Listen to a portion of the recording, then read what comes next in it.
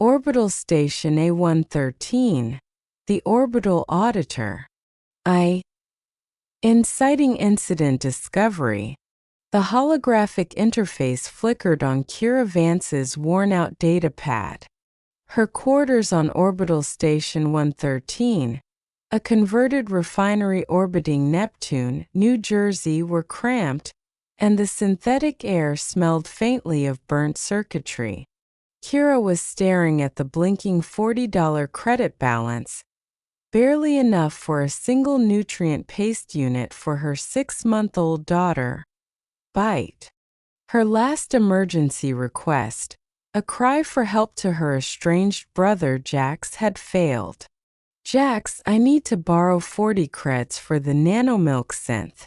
I get paid after the next solar rotation. I promise the payout's legitimate. She keyed in, her fingers hesitating over the send command. The thought of watering down Bite's last ration, a practice that had already made her daughter listless, was a spike of icy shame. She had only $2.13 left in her UnionNet account. She hit send. The monitor next to her crib crackled with Bite's soft, regular breathing. Kira slumped back against the metal bulkheads, exhaustion a heavy gravity. 2. The CEO in the wrong channel. 3 sectors away in the sleek, silent command core of Starlight Conglomerate's flagship, the Ascension, currently docked near San Diego, California, a coded alert pulsed on Silas Thorne's internal retinal display. The 50-year-old CEO, known throughout the perimeter for his ruthless acquisition tactics, assumed it was a system update about the imminent deep core mining merger. Instead, he saw the desperate plea for 40 creds. Silas ran a hand over his close-cropped, silver-streaked hair, his brow furrowed. This was his private frequency, an encrypted channel known only to his most trusted few. It was clearly a misdial in the quantum spectrum, a ghost message. Yet the stark, raw need in the transmission made him pause. He didn't dismiss it. 3.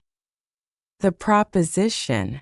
Kira's datapad buzzed with an immediate reply that made her core temperature drop. This is a closed channel. You've transmitted to the wrong node. I am not Jax. Panic flashed through her. She quickly checked the channel coordinates. She transposed the final digit of her brother's new long-range ID. My deepest apologies. Please purge the message. Wrong channel, disregard, she replied, tossing the datapad away. Another failure. Silas found himself typing. Is your dependent unit stable? Kira was instantly guarded. Why would a stranger on an illegal channel care? Her training screamed trap, but hunger trumped caution. We maintain stable function. Again, apologies for the intrusion. I can transmit the credits, came the response. No reciprocal transfer required. Kira snorted, a cynical laugh escaping her. There's always a reciprocal transfer in the perimeter. Thank you, but I do not accept unsecured funds from unknown nodes, she wrote back. A wise protocol, Silas acknowledged. I am Silas. Now I am a known node. What specific nutrient synth does your dependent require? Kira was split between terror and a blinding spark of hope. Why extend resources to an unknown contact? Silas looked out over the San Diego sector's orbital trajectory. His internal critics would call this a distraction from the deep core negotiations. His ex-partner would call it a sudden burst of reckless philanthropy. Let us say I have accrued significant privilege. And I recall the sting of low resources. he replied, a half-truth. The synth bite needed was the ether-gentle pediatric formula, the only type that didn't trigger her chronic digestive malfunction, and the most expensive. She sent her UnionNet identifier. Seconds later, her datapad flashed a transfer alert. Silas hadn't sent $40. He'd sent $400. This is an overallocation. I cannot accept this volume, Kira frantically transmitted. Consider it a buffer for the next few rotations. One less critical system failure, Silas replied. Tears welled up as she stared at the credits. This unexpected kindness from an anonymous source broke her long-held stoicism. Gratitude, she managed. Maintain your dependent, Kira, Silas returned. Hours later, after securing a supply run of nanomilk, a detail hit her with the force of a plasma burst. She had never mentioned Byte's designation. 4. The proposition. The next morning, a coded pulse from Silas. Hope you and Byte stabilized. I have a proposal for a contract. Kira's defenses snapped into place. Here it is. The reciprocal transfer. Specifics of the contract? She warily asked. It is a professional charter, not a relational one. I own Starlight Conglomerate. We require a data auditor for a critical short-term data stream validation. Your brother Jax from the HR division mentioned you were seeking placement. Kira's fingers slipped on the data pad. How do you know Jax? How do you know my profession? She frantically checked her restricted social matrix profile. My apologies for the network intrusion. Your channel ID is adjacent to that of Jax Connor in our HR division. When I mentioned the wrong channel incident to him, he realized your identity. He vouches for your superior auditing algorithms, Silas explained. Kira sagged, a wave of exhaustion and relief washing over her. It was a plausible, if unsettling, explanation. The need is genuine. We require forensic auditing before the merger. It is a 3-cycle contract, with potential for permanent integration. Interested in a diagnostic interview? Kira's mind raced. This was too efficient. But her resource cache was depleted. I am interested, but I require flexible access, as I have a dependent unit. Starlight operates an on-site creche for employees. Silas responded instantly. And flexible hours. Report to the command core tomorrow at 10 o'clock. Reception will have your clearance. V. The Dark Shadow. Starlight Conglomerate's headquarters in the San Diego sector loomed over Kira like a black monolith. She adjusted Byte's carrier, smoothed the seams on her best, though pre-owned tech suit, and passed through the energy barrier. The security drone recognized her ID instantly. Kira Vance, he asked before she could speak. CEO Silas Thorne expects you in the command core. Level 99. Executive Liaison Martha will meet you. The interview was unconventional. Martha, an elegant, white-haired executive, guided her past conference rooms to a private corner suite with a dizzying view of the city. He'll initiate contact momentarily, Martha said. Can I provision any comfort? Synth coffee, water. Water is appreciated, Kira replied, settling Byte's carrier on a cushioned recharge bench. The office was surprisingly unsterile for a CEO's domain. One wall was lined with data crystals, A prototype synth lute stood in a corner, and small holographic projections of what looked like family units dotted the console. "She appears dormant," a resonant voice stated. Kira turned to see a tall, powerful man watching her. "This," she realized, "is Silas Thorne."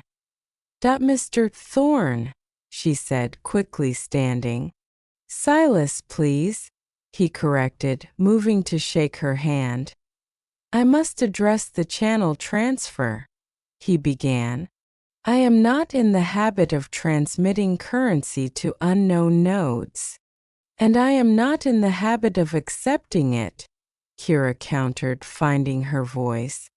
"I still have system instability regarding the circumstances." Silas nodded. "The truth is, your message arrived on the chronal anniversary of my daughter's termination.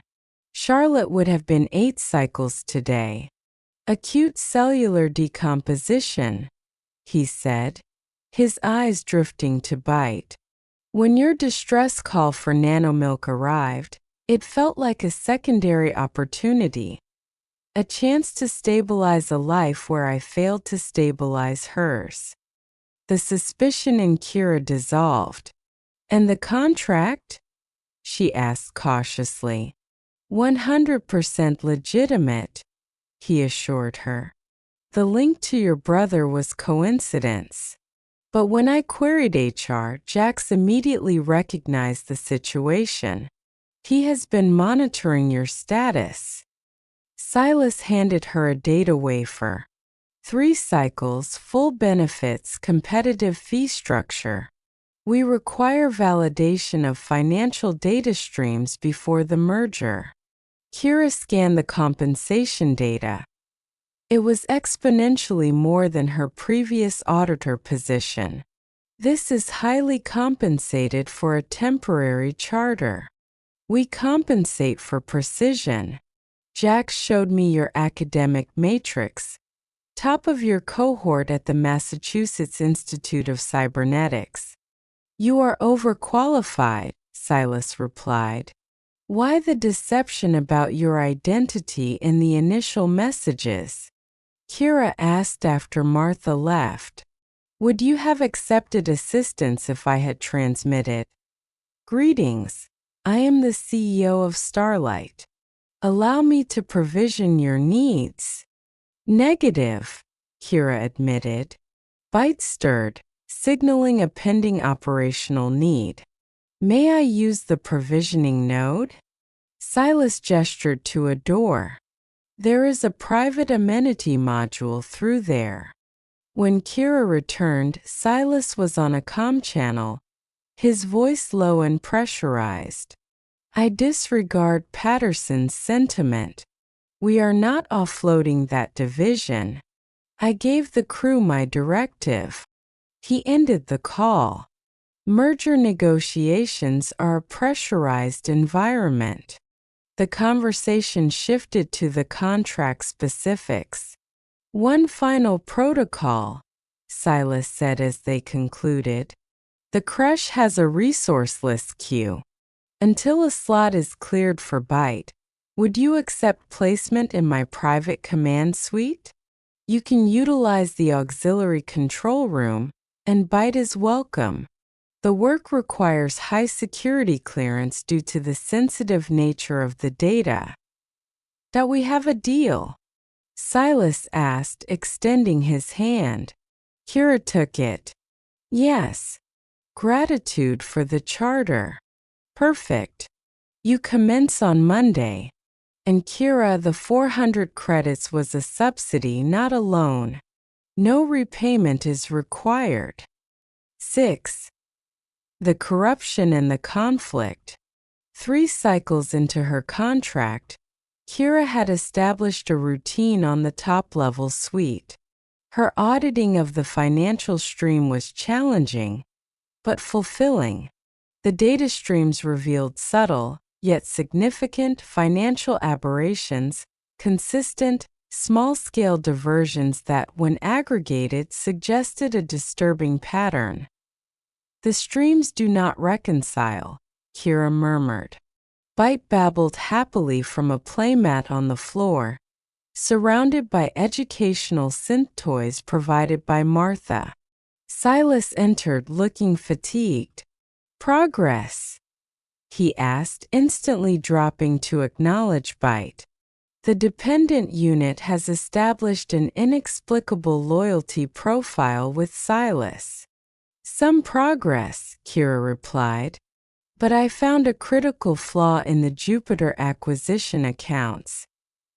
"Show me," Silas ordered. Kira displayed the data. "The variances are too precise to be accidental. Someone has been systematically siphoning fractional amounts from multiple accounts, utilizing adjusted entries to mask the transaction." "What is the aggregated loss?" "Approximately 3 million over the past 18 cycles." "I need a full report. Do not share this. Not even with Jax. Not even with your CFO." Kira asked, surprised. Silas's jaw tightened. "Especially not with Vincent." "Not yet." Kira felt the first chill of a conspiracy. Why withhold this from the chief financial officer? That evening, Kira confirmed her suspicions. The financial anomalies began shortly after Vincent Harmon was promoted to CFO. The next morning, Silas was absent, citing an emergency board summit. Kira, working alone, solidified her certainty. A high-level executive with intimate knowledge of the financial architecture was embezzling funds. 7. The confrontation and the escape. Kira was engrossed when Vincent Harmon's imposing shadow blocked the entryway. "Baker," he said smoothly. "Hard at the data slate, I see." Kira quickly minimized her screen. "Mr. Harmon. Assistance required. I understand you are on a classified project for Silas." Curious that the finance division was excluded. "Only merger reconciliation," Kira replied vaguely, her heart rate spiking. "A convenient arrangement you have here. Private office, dependent unit present. Silas must place a high value on your algorithms." The insinuation burned Kira's cheeks. "Mr. Thorne prioritizes efficiency, and I located several critical inconsistencies that required immediate attention." "I am certain you did. Just recall, Ms. Baker. Starlight was fully operational before your temporary placement, and it will remain so after your exit."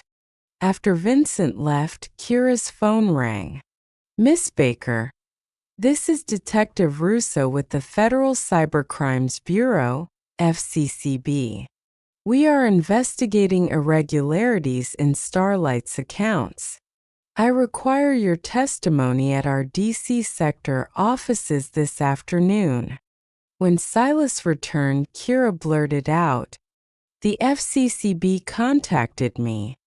And Vincent was here, acting suspicious." Silas's face went pale. "Damn it. This is escalating too fast." "Kira, I require your trust.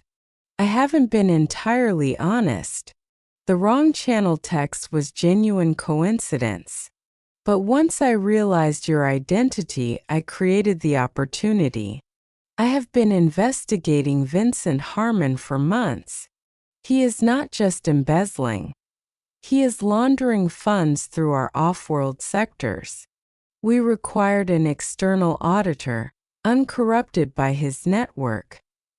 "You exploited my instability," Kira whispered, feeling sick. "I created a legitimate, highly compensated placement you are excelling at. I have ulterior motives, yes, but I am coordinating with the FCCB." Martha burst in, unprecedentedly flustered. "Silas, They are here. Board security and sector police. They have a warrant for your arrest alleging embezzlement, and they named Miss Baker as a complicit party. Silas grabbed Kira's shoulders. Vincent is trying to frame us. If you remain, they will sever you from Byte during questioning. Martha, utilize the hidden access hatch. Get Kira and Byte to the secure module. Now. 8. Resolution. The secure module was a modest apartment in a shielded tower overlooking New York City. So, this was all pre-calibrated? Kira asked Martha. Not entirely.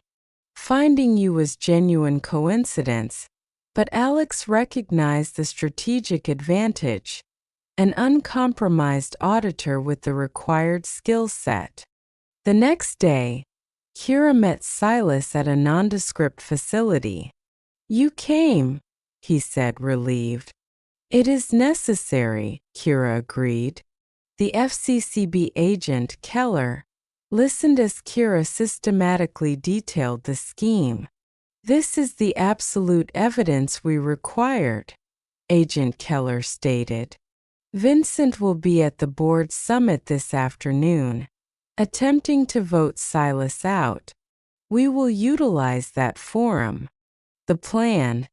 Silas attends the summit. Kira waits with the FCCB team, ready to present her audit at the critical moment of Vincent's accusation. At 3 o'clock, Vincent stood before the board. The evidence is clear. Alexander Reed, with the aid of an external accessory, Kira Baker, has been diverting corporate funds to ghost accounts. That is a critical accusation, Vince, Silas said evenly. I assume you have validation. The data streams are conclusive, Vincent replied. No, they are not, Silas countered, nodding to the door. Agent Keller opened it and Kira entered. Mr. Baker, Vincent said, his composure cracking. Here to defend your benefactor? I am here to demonstrate how you have been siphoning millions from Starlight for the past 18 cycles, Kira responded. For the next half hour, Kira dismantled Vincent's false narrative, showing how his sophisticated scheme of fractional diversions led directly to shell corporations where he was the sole beneficiary. Vincent's face drained of color. As Vincent lunged across the table, a metallic flash in his hand, Silas instantly moved, taking the defensive position. After a brief struggle, Vincent was restrained, and Silas was bleeding from a superficial cut. 3 hours later, with Vincent and his complicit board members in custody, Silas presented Kira with a new contract. Your temporary charter has 2 cycles remaining. I now offer a permanent position, head of internal audit, reporting directly to the board for maximum independence. That is a massive protocol elevation. You have earned it. Starlight requires your integrity. The on-site creche has an open slot for Byte, effective immediately, Silas said, his eyes meeting hers. I apologize for the manipulative circumstance of our first contact, but everything since, my respect for you and for Byte, is the most authentic experience of my life since Charlotte's termination. That I require time for data processing, Kira said, overwhelmed. 6 cycles later at the Starlight Conglomerate Annual Recharge Festival, Kira, now solidified in her new role, watched as Silas took her hand, the synthetic diamond on her finger a constant reminder of their unusual genesis. Ready for the communiqué? He whispered. As he announced their engagement, Kira reflected on the desperate wrong-channel transmission that, by sheer chance, had found the one person capable of not only saving her but of giving her a new trajectory. Sometimes the critical failures of a life system are actually the coordinate markers for where you are meant to be.